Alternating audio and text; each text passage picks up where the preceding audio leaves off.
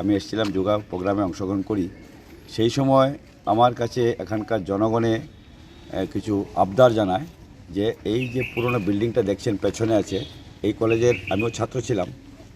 এইখানে রাতের বেলায় অনেক অসামাজিক কাজ হয়, এখানে নেশা সেবন করা হয় এবং হই হট্টগোল হয়, এরকম একটা অভিযোগ আমার কাছে যায় সকালবেলা। তো তারপরে আমি এখানে এসে আমি সকালবেলা একবার ভিতরে গিয়ে একা একা ভিজিট করেছি। আমার সঙ্গে আমাদের যুব মোর্চার ভাইয়েরা ছিল। এটার সত্যতা আমি পেয়ে গেছি সকালবেলায়।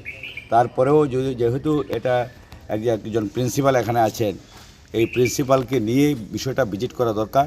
তো ভিজিট করলাম, ভিজিট করে তো সেই বিষয়েই যে এখানে অসামাজিক কাজ হয়, অনেক বোতল এখানে পাওয়া গেছে, এগুলো আমরা দেখেছি।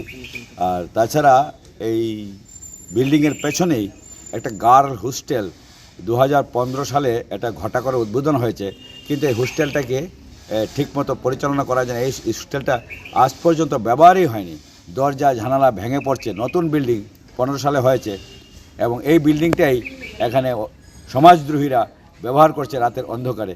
তো এটা যেন দূর হয়, পুলিশ প্রশাসনের গোচরে এই বিষয়টা আমি নিয়ে যাব। এবং তার পাশেই এই হোস্টেলের আরেকটা অর্ধনির্মিত বিল্ডিং আছে।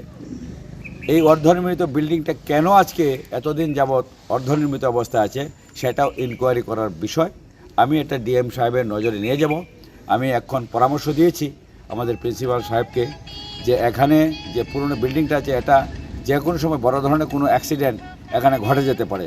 গরু বাছুর এখানে অবাধে ঢুকছে, যদি বিল্ডিংটা ভেঙে পড়ে তাহলে গরু বাছুরের প্রাণ নাশ হবে।